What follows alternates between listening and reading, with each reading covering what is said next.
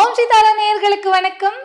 நான் இன்னைக்கு ரொம்ப சந்தோஷமாக இந்த குட்டி கிருஷ்ணா, அதுக்கப்புறம் அவர் கிருஷ்ணாவோட ஃப்ரெண்டு சுதாமா அவங்கள கூட்டிகிட்டு வந்திருக்கேன். உங்களுடைய ஃப்ரெண்ட்ஷிப் இவங்கள மாதிரியே இருக்கணும் அப்படின்னு நீங்கள் நினச்சாலும் சரிதான். உங்களுக்கு இந்த மாதிரி ஒரு ரொம்ப பிடிச்ச ஸ்நேகிதியோ இருந்தால் அவங்களுக்கு இது கிஃப்டாக பண்ணாலும் சரிதான்.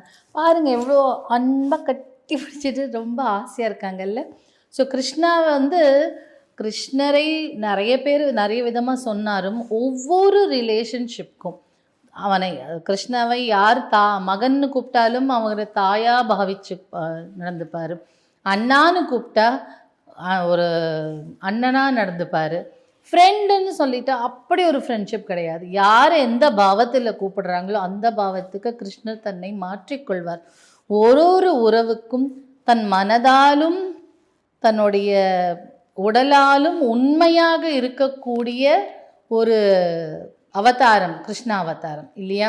1000 பேர் என்ன சொன்னாலும் தன்னை காதலனாக பார்த்தவங்களுக்கும் காதலனாக இருப்பார், மகனாக பார்த்தவங்களுக்கு நல்ல குழந்தையாக இருப்பார், நண்பனாக பார்த்தவங்களுக்கு இவரை விட பெஸ்ட் ஃப்ரெண்டு இல்லைன்னு நினைப்பார் இல்லையா? அந்த மாதிரியான கிருஷ்ணா போல் நமக்கு ஒரு ஃப்ரெண்டு இருந்தாங்க, கிருஷ்ணாவை போல் நமக்கு ஒரு ஃப்ரெண்டு வேணும் அப்படின்னு சொல்லும்போது இந்த ப்ராடக்டை, இந்த கிருஷ்ணா சுதாமாவோட ஃப்ரெண்ட்ஷிப் பாண்டிங்கை நீங்கள் கிஃப்டாக தரலாம். கிருஷ்ணா சுதாமாவுக்கு என்ன பண்ணார்?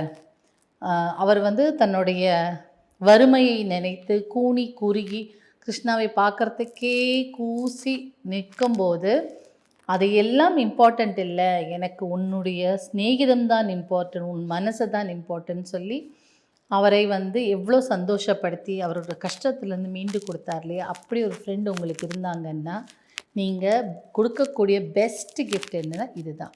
இது ஃப்ரெண்ட்ஷிப்பை ஸ்ட்ராங் படுத்தும், நல்ல பாண்டிங்காக இருக்கும். மனதால் உங்கள் ஃப்ரெண்ட்ஷிப் ரொம்ப ஸ்ட்ராங்காக இருக்கும். எத்தனையோ பேர் நல்ல ஃப்ரெண்டுங்க, நல்லா பேசிடுவோம், திடீர்னு நடுவில் ஒருத்தவங்க வந்தாங்க, எங்களை பிரித்து விட்டுட்டாங்க, எனக்காக அந்த ஃப்ரெண்டு எவ்வளவோ பண்ணாங்க அப்படிலாம் நமக்கு நிறைய ஃப்ரெண்ட்ஸ் இருக்காங்க. எனக்குமே நான் காலேஜ் படிக்கும்போது எனக்கு படிப்புலேயும் ஹெல்ப் பண்ணுறதுக்கு ஒரு ரொம்ப நல்ல ஃப்ரெண்டு இருந்தாள்.